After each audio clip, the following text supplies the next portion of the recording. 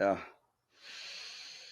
Oh my God! I wish there was a When way to get the smell through the screen from the when other side of the you world. know, it's I'm when jealous. you smell it.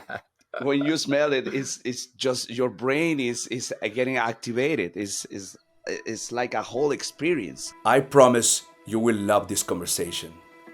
Today, I'm going to talk with Sage Dammers about one of the most covered, mystic, and delicious superfoods in the whole world: cacao.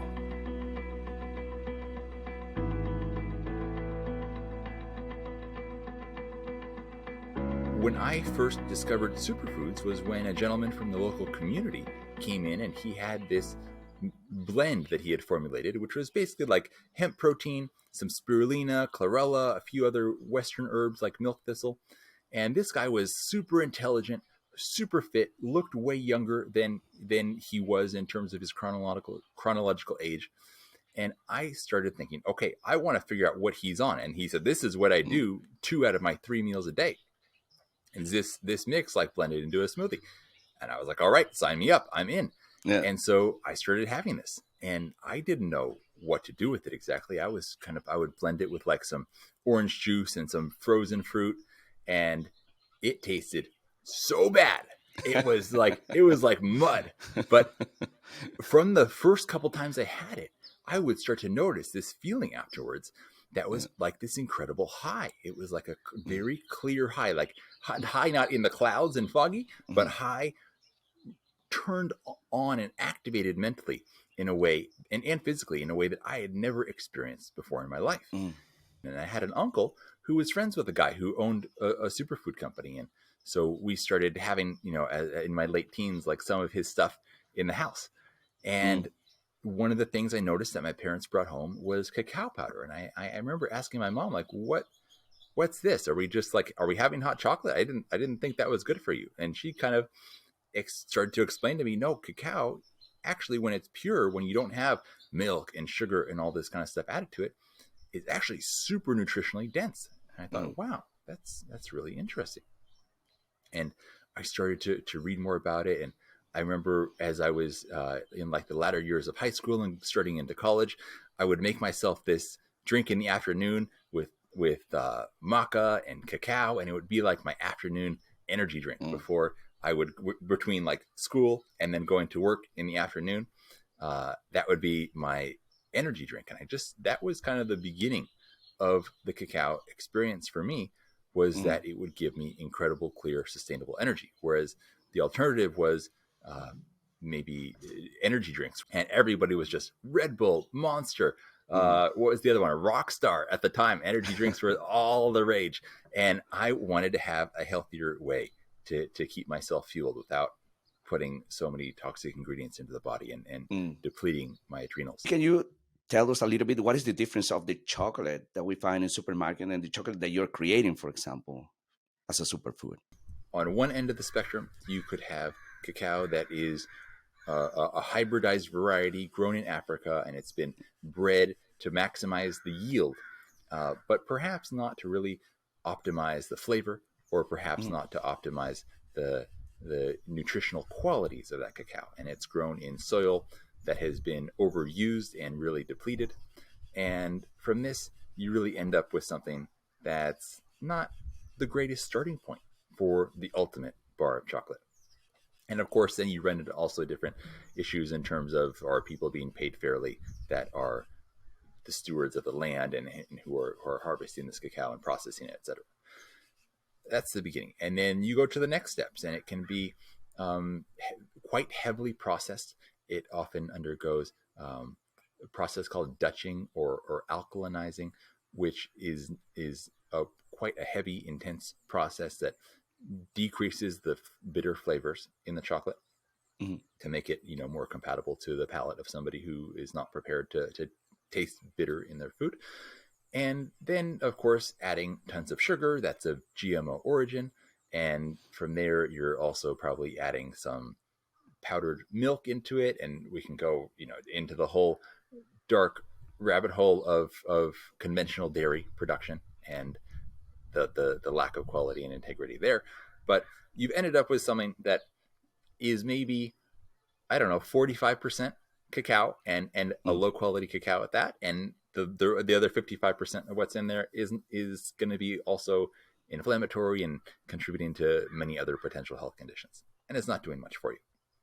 On the other end of the spectrum, you could have a cacao that starts out being an heirloom variety that has Mm.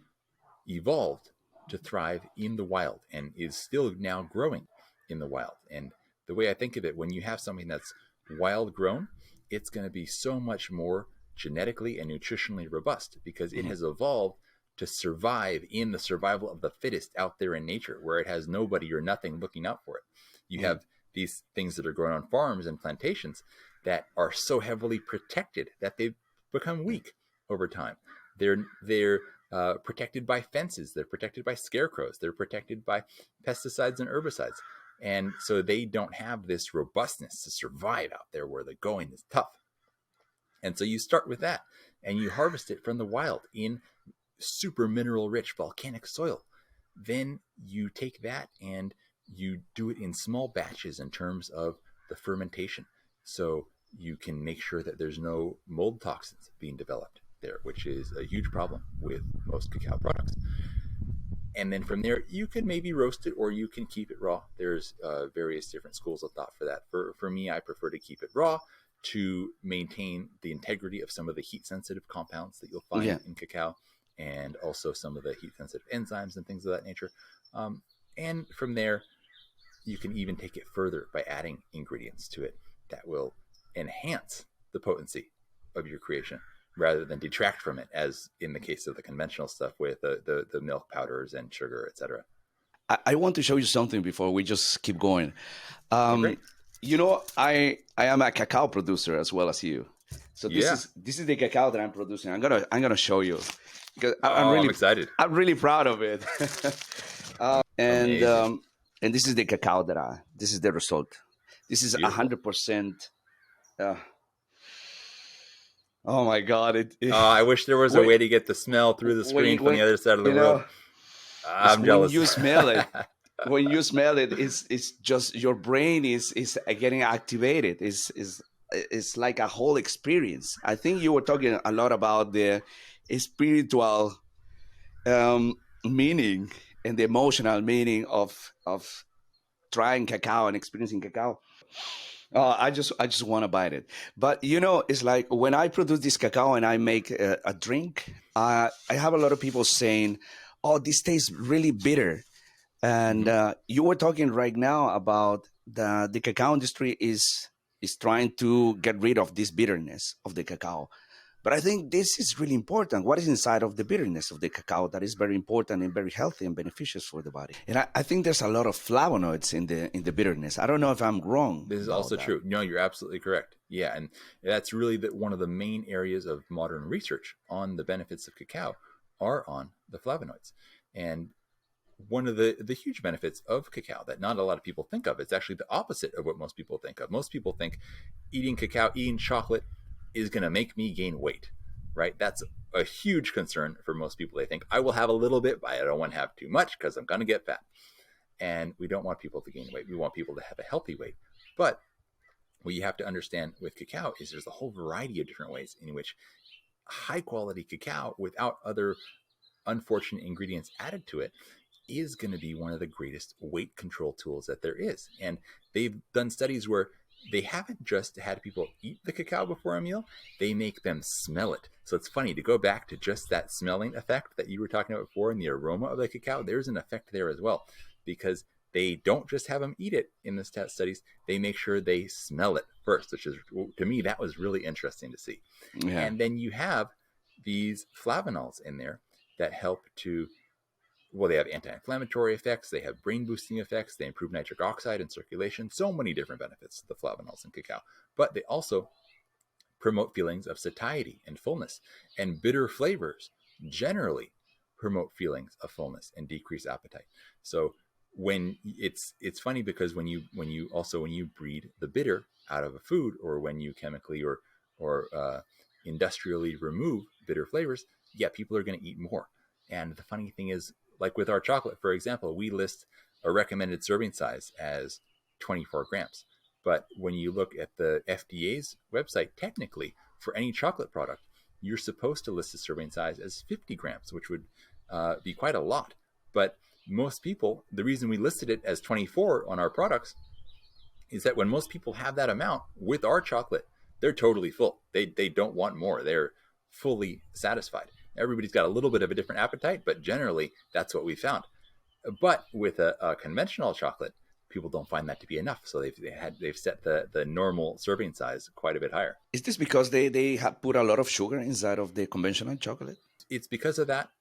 So yeah, you end up with like a milk chocolate, for example, that's got a ton of sugar, probably like some milk powder added to it, of course, and various other secondary ingredients, other weird oils they might add into it, emulsifiers and things to keep it both creamy, but also to make it a little more heat stable so that it can more easily get shipped around the country without risk of melting. So there's that element to it. But so there's not that much cacao in there to begin with. And the cacao that is in there has been processed to minimize the bitter flavors. This is like a cacao that doesn't have any antioxidants anymore. Right. You really minimize a lot of what is so great about cacao and turned it just into a brown sugary food or beverage. Yeah, and cacao is so amazing. Like it's the highest natural source of antioxidants of any food in the world. You know, people think about blueberries as being great for antioxidants. Well, with like a really high quality cacao powder, you're looking at probably 30 times the antioxidant levels. Yeah, it's if not amazing. More. It's just on a whole nother scale. There's very few things, like there's maybe a few herbs that would get competitive with it, like maybe chaga mushroom is right up there in that range, but very little else comes even close to what you find. Cacao is the biggest source of magnesium in the whole food spectrum as well. You're absolutely correct. It's the highest natural source of magnesium. It's also very high in chromium, which helps with blood sugar balance. So people think, oh, I have diabetes, I shouldn't have chocolate. Well, you shouldn't have bad chocolate with lots of sugar, but having cacao itself, or a very pure chocolate, you're getting a great source of nutritional chromium. It's also high in zinc. It's a pretty good source of iron, so it's a great food to support building of blood, which has so many downstream benefits to doing that as well. So nutritionally, it's incredible. But it's not just about nutrition. That makes it a great food. But to really be what I would consider a real superfood is you go beyond just very high levels of nutrition and get into other more exotic and exciting compounds. This could be some of the flavonols, for example, that you find in cacao, but also the neurotransmitters, things like serotonin, which is your body's natural stress defense shield. You know, if your serotonin levels are low, no matter how good life is around you, you're going to be depressed and you're going to feel hopeless and you're going to feel sad. But on the other hand, if you have really optimized serotonin levels, things could be really difficult in the outside world, but you're going to maintain an optimistic approach. And you're going to say, it might be really rough right now, but it's okay. We're going to figure this out. We've got cacao. We've got each other. We can do this. And then you also find other compounds in here. So you have serotonin, and then you have anandamide, which comes from the Sanskrit word ananda. And so this is like a very natural bliss compound. Do you find anandamide inside of the chocolate, or is a precursor that produces in the brain? There is actual anandamide molecule is present in cacao. That is amazing. Yeah, it really is. And then you also get another really interesting one called phenethylamine, or PEA. And so what happens with phenethylamine is that this is called the love bliss chemical. It's what gets secreted in your brain when you're in love. And that's, I think, a big part of the reason that people have this whole Valentine's Day chocolate connection, because there's some real serious molecular crossover happening here. It's not just a coincidence. It's so fascinating that a lot of these molecules and these neurotransmitters that produce love and bliss and happiness that they're producing in your brain, they're inside of raw cacao. Right. It's been, the nature has produced it and put it here. How fascinating Absolutely. is that? That is fantastic. I just The more you dig into the molecules that you find in a cacao, the wilder it is. It really starts to feel like it was something that was put there for you. You know what I mean? yeah, definitely, definitely. I think that's why the Mayas were drinking everyday cacao, Right. and the kings they were drinking it all the time. It was like the food of the gods, how they called it. Absolutely. Yeah. Theobroma cacao. That's where it gets its Latin name from. And I always feel so fortunate that we have, through our own different life experiences, have come across this and become aware of it Yeah. and get to enjoy it. And that we live in a world where we can have access to it in such high quality. Mm, If we went back maybe like 40, 50 years ago, you didn't have easy access to this, mm, especially in the parts of the world where you and I are living now. Um, and like, had we lived in other times, there's no cacao that grows in California and there's no mm. cacao that grows in Germany, but we're able to access this now. And people sometimes get hesitant about the idea of shipping foods around the world. And that can certainly make sense in my mind, for things that are of large size but low nutritional value. Like, let's say something like, shipping bananas from South America to North America during times of the year where you can't just get it from Central America, for example. To me, that's not great. Or shipping large furniture from the other side of the world, super heavy things like that are of, you can't eat your table. This is maybe not the best use. But when you can take things that are extremely dense, in the context of, high quality herbs or superfoods like this, that you can send a small amount of it across the world, and this can actually have a transformative effect on somebody's life. To me, that is something that is worthwhile to spread to all corners of the globe. Sage, what are the best health benefits of cacao for you?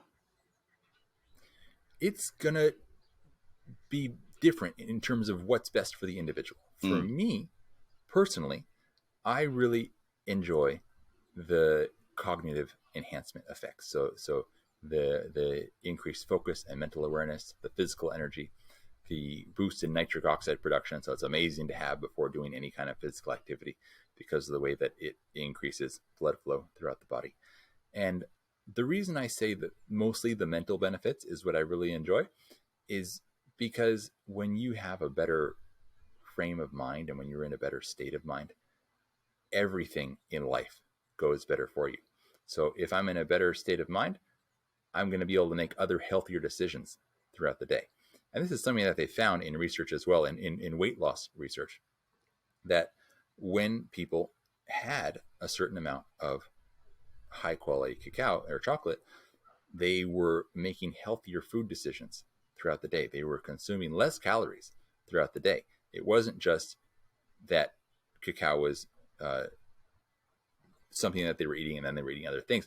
It's great when you can do little things like chocolate that continue to impact your ability to make healthy decisions throughout the day. I'm not one who's in pursuit of weight loss at my current stage of life, but it's great for supporting weight loss, in my opinion. If somebody is on that journey trying to get to a healthier body mass, it's has incredible cognitive effects, as we've talked about, with all these stress defense compounds that it contains.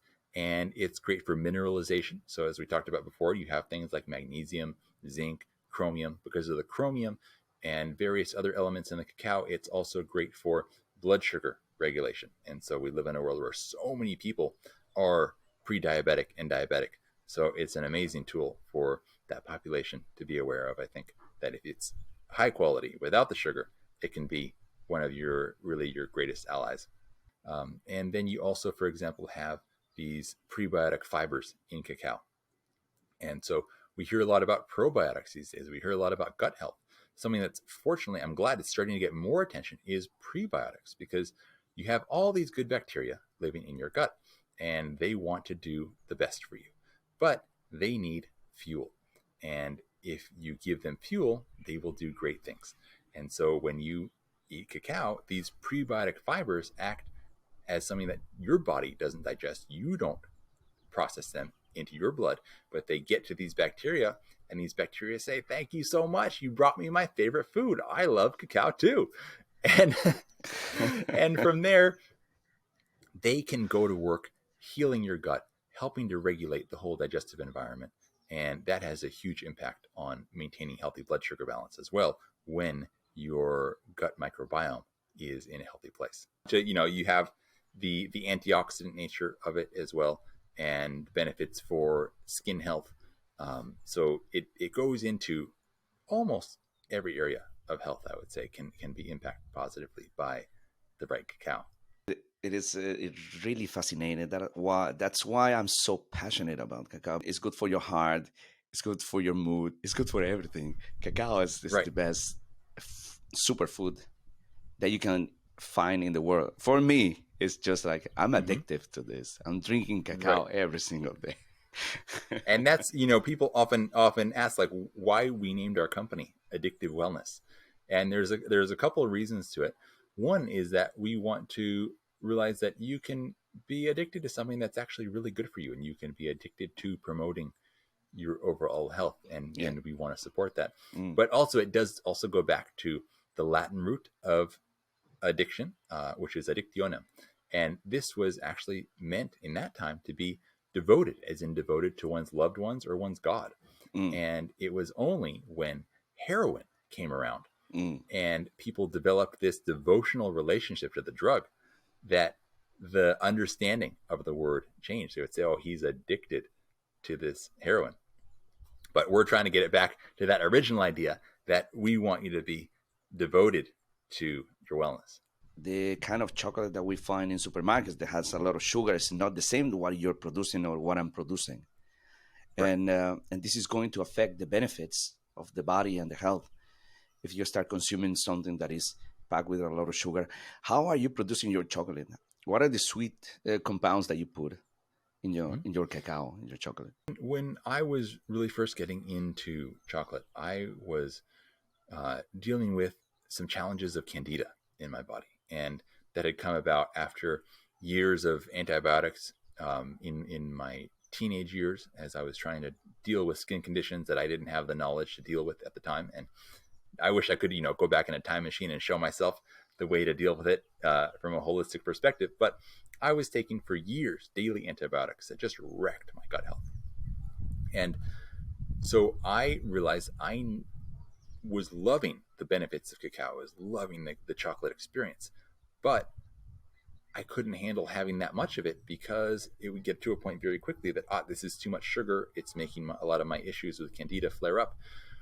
And so I started looking at, okay, how can I change my whole diet to really get me through this candida chapter and get me out of this? And I needed to drastically cut down on the sugar and carbohydrates that I was consuming. So I still wanted to be able to enjoy the magic of cacao, but I had to find a different way to do it. And so I created a chocolate that is sweetened with a special non-bitter organic stevia and also with xylitol coming from birch trees.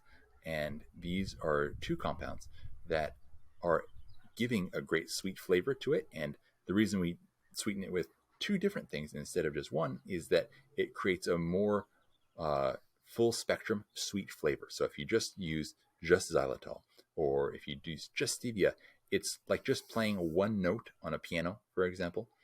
That doesn't sound nearly as good as if you play a whole chord, or if you play several very harmonious notes together. It expands the whole experience. And so what sugar has going for it is that it is a broader spectrum of sweetness. And so this is what we've tried to create here.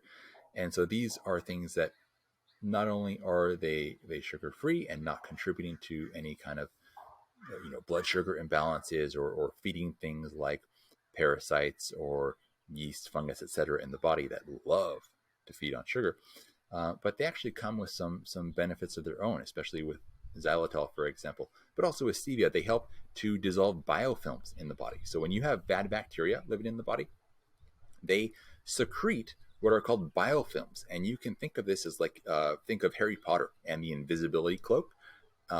This is like an invisibility cloak. So your immune system can't see that the bacteria is there, so it doesn't go after it.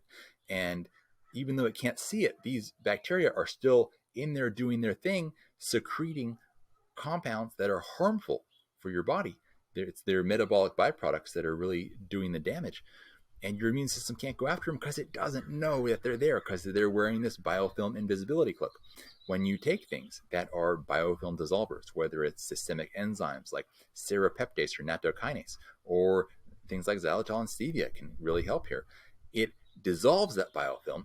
Now your body can say, your immune system can say, I see you, I'm going to come get you.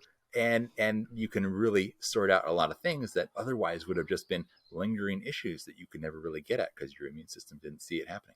You are bringing chocolate to the next level, adding some medicinal herbs.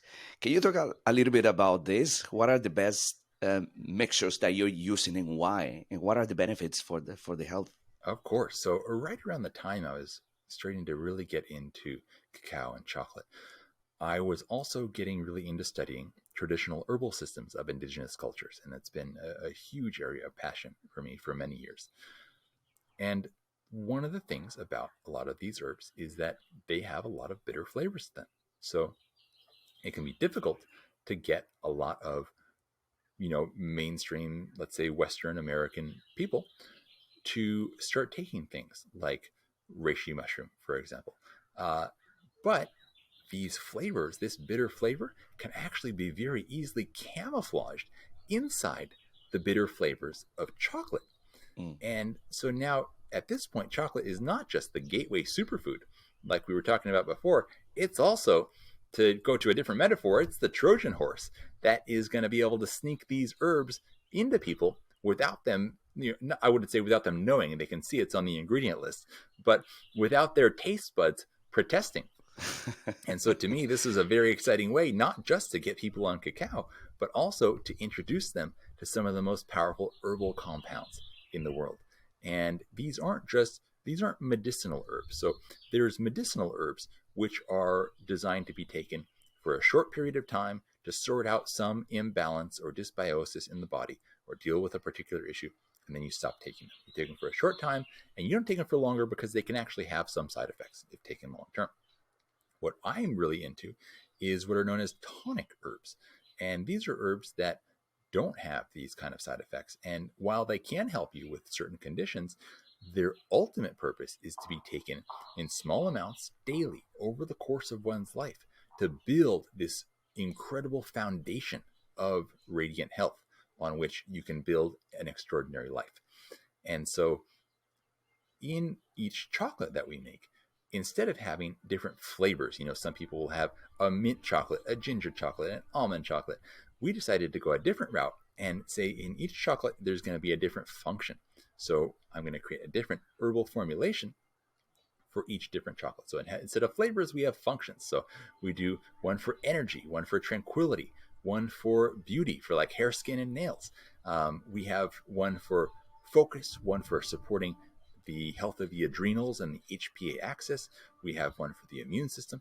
And then for people who aren't ready to deal with herbs, we do make one that has no herbs in it and just call it pure. And that's especially, we made that one for mothers who are pregnant and breastfeeding, because as amazing as these herbs are, there's very little to no research that's been done on them for pregnancy and breastfeeding, because that's such a sensitive and delicate time that very few to no mothers are going to say, yeah, test something on me while I'm pregnant. So that research just hasn't been done. So we make one that doesn't have these herbs in it for the pregnant women, but they can of course enjoy all of our chocolates after they're done with breastfeeding.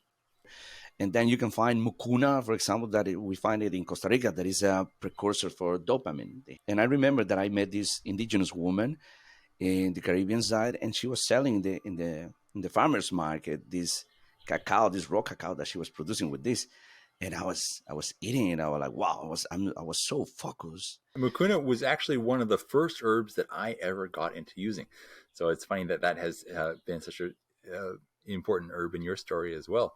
Mucuna, like you said, it's the highest natural source of L-Dopa, precursor to dopamine. So it is amazing for Parkinson's patients to be aware of, because low levels of dopamine are one of the biggest contributing factors for a lot of Parkinson's cases. But beyond that, dopamine also makes you feel really happy, makes you feel really motivated. It fires up the frontal lobes in your brain, which is where you have what's called executive function. And this is basically your filter. So, some people may have the experience of saying something and then say, oh, I didn't mean to say that, or did I say that out loud?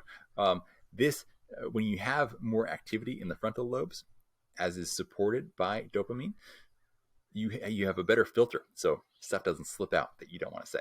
Mm. So mucuna is an incredible herb, and it goes so well with chocolate. It's kind of like, you can think of it like an anti-stimulant. It's very supportive of the adrenal and the hormone systems in the body, and it's also a great aphrodisiac. In studies where they've had animals take mucuna, they found that this is how they worded it in the study. They found it increased the frequency of mounting sessions, and you can figure out what a mounting session is, and it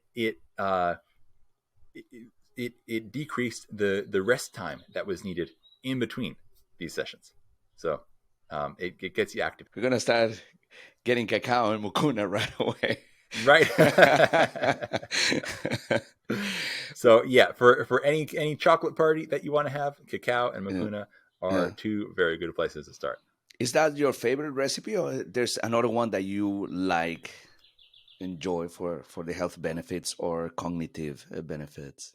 On the cognitive side, one example would be like what we did in our focus chocolate. So there we have 4 herbs in it. We have lion's mane, which is a mushroom which is incredible for neuroplasticity and helping to regrow the dendrites at the axons of the nerve. So you think of your brain as this whole like tree with all these little branches and networks, and in areas where these have been damaged by stress, toxicity, heavy metals, etc., maybe traumatic brain injury, it can actually help to regrow these.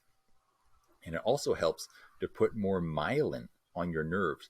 And the myelin, they call it the myelin sheath. It's like this coating on your nerves, and the thicker it is, the faster nerve signals can travel along. So it is deeply powerful and beneficial in some incredible ways for your whole system. So we have lion's mane in there, which of course naturally is also going to help with your ability to focus and memory and recall and things of that nature. And then we also have cordyceps. So this is another fungi, and cordyceps increases oxygen utilization. So from the oxygen that you breathe, more is actually making it to your blood, to your brain, to your muscles. And it's another great one for focus. It's a traditional brain tonic from the Chinese system. Then we also have Siberian ginseng. So we're really pulling things from all different areas here. Siberian ginseng is actually one of the most well-researched herbs in the world. The only problem is that most of the research was done during Soviet times in Russia, and has still not been translated. But the research that has been done on it in terms of the ability to improve both physical and mental endurance and focus is pretty incredible. And then the last one that we have in here is ashwagandha. So this comes from the other side of the Himalayas. So this is from the world of Ayurveda in India. And it acts in some ways similarly to lion's mane in terms of its ability to help with the growth of the neural net in the brain.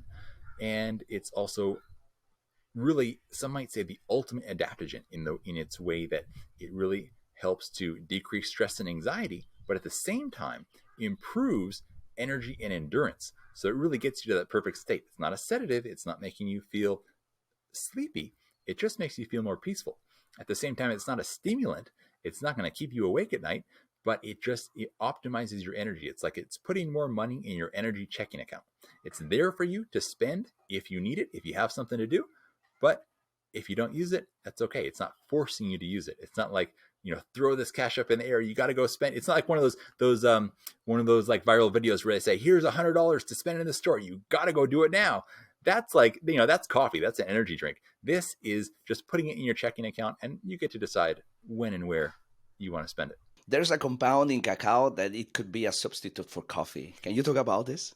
I know it, but sure. People, I think it would be really nice for the people to know about this. Of course. So in cacao, you do have a small amount of caffeine. So let's say, for example, we've had our cacao powder analyzed for caffeine content, and per tablespoon serving, you get 13.5 milligrams of caffeine. And this is about in the range of what you would have in a strong cup of decaf coffee. Decaf runs anywhere from about 2 to 15 milligrams of caffeine per cup. There still is some left over in there that doesn't get removed.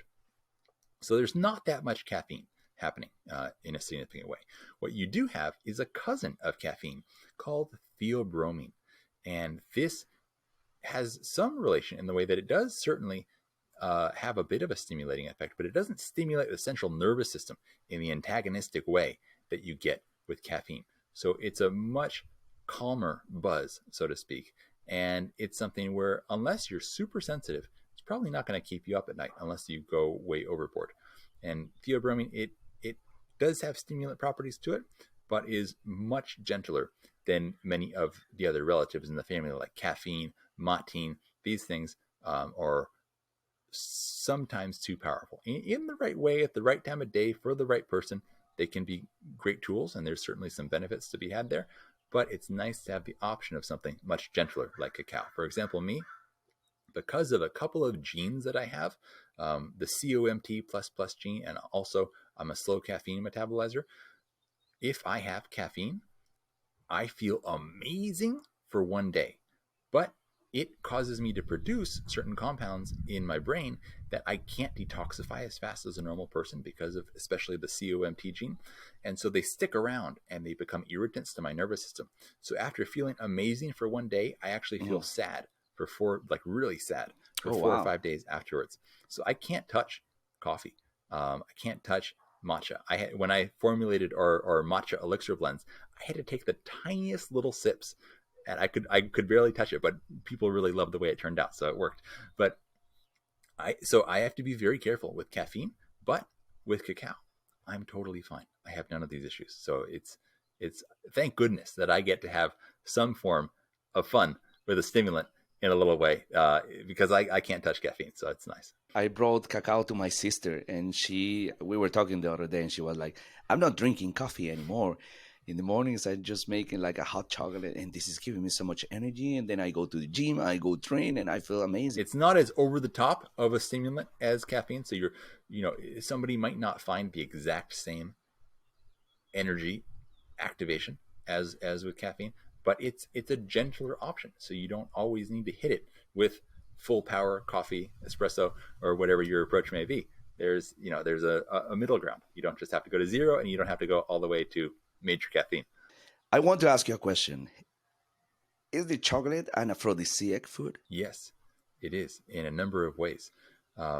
One, because you just smell it and you get blissed out. You could just stop there. Just make somebody smell chocolate, and they will. I think there hasn't been a study on this, but I think just smelling chocolate is going to make somebody more inclined and open to romantic activities. Number two, there's something magical about the texture of chocolate. There's very few foods that do what chocolate does in the way that it melts right about body temperature. Very few things are going to give you this mouthfeel experience of a really great, properly tempered chocolate that just melts in your mouth and releases the flavor like that. So that's a part of it. Then you also have these neurotransmitter effects with the serotonin, with the anandamide, with the phenylethylamine, that are going to put you in the right frame of mind. They're going to decrease your stress. Like, stress is the biggest enemy, I think, to romantic activities. And so if you can put that aside and feel a little bit more optimistic and less worried about all the chaos of the world, you're able to be more in the moment with your partner. Another big obstacle to people being romantic is that they're tired. So cacao gives you just enough energy. It's something you can still have before a romantic evening, but it's not going to keep you up at night. Like, you're not going to probably have coffee at 9 p.m., but you could have a piece of chocolate. And so it's great in that way too. And then you have also for guys especially, but also for women, the vasodilation activity, so that you can get the circulation going to where you really need it. And that's, like I said, not just for guys, for women too, also very important to have circulation going to the right places, to build up the sensitivity and the arousal. So I would say absolutely chocolate is an aphrodisiac. I think you have a small secret. You have a recipe for an aphrodisiac elixir recipe that involves cacao. Yeah, will you share with us this recipe? absolutely, absolutely. So, in this recipe for the cacao aphrodisiac elixir, you start out with, you could do it just with hot water. You could do it with hot almond milk or coconut milk. You could do it with a hot tea as well. I love doing it with a base of Gynostema tea, but doing it with like an almond milk can make it really nice and creamy if somebody is into that kind of a thing. And so you start with that. Then you do a tablespoon of cacao powder. And you can take various approaches to sweetening it. My inclination would be to do it with a really nice tasting stevia. If somebody wants to use a bit of honey in there, that could be a possibility. If they want to use, for example, allulose is another great option, or some xylitol. Various different ways. I will let the person decide exactly how they want to sweeten it, but there's a few ways to go about it. So you've got the tablespoon of cacao in there, and then we're going to add some extra herbal adaptogens to this. One of my favorites is black ginger from Thailand. And so we'll do half a teaspoon of this in there. And this is a phosphodiesterase inhibitor, which means that it's one of the best things in the world for increasing circulation. And then we're also going to add to this cistanche. So we'll add half a teaspoon of cistanche. This is an herb primarily growing in Asia, which is one of the greatest traditional aphrodisiac herbs that's ever been used. Sends the blood flow also to the lower areas of the body, and it's pleasantly invigorating. And then from here, we could go, really crazy with tons of other aphrodisiacs. I would just add also half a teaspoon of mucuna would be a great addition, as we talked about a few minutes ago. Incredible aphrodisiac herb, mucuna. And then do a little bit of cayenne. And that combination blends the herbs in so well that you hardly even know it's there. That cayenne adds a little bit of spice and passion to the activities. And I think you are going to have a great evening after that. I think people are going to enjoy it. I'm going to try this recipe as well. Yeah. And definitely report back to us. Let us know how it went. Man, I really appreciate your time for sharing with us all these recipes and all this wisdom for the cacao, because I feel very connected with you because we share this passion. And not only that, but you have a lot of wisdom. And this is very valuable, not only for me, but I think for a lot of people, just to understand that we can enjoy chocolate without shame, and that this is Right. something that can benefit our health in a really, really big matter. So I really, really appreciate that you are sharing with us all this time and all these recipes. And Thank you. man, I appreciate you sharing the same passion as well. It's always such a blessing to connect with somebody who is as passionate as I am. And you definitely have that. And I know you're doing so much to help people enhance the quality of their entire life experience. So thank you for that. Thank you. I really appreciate it. It's been a pleasure. Thank you, man.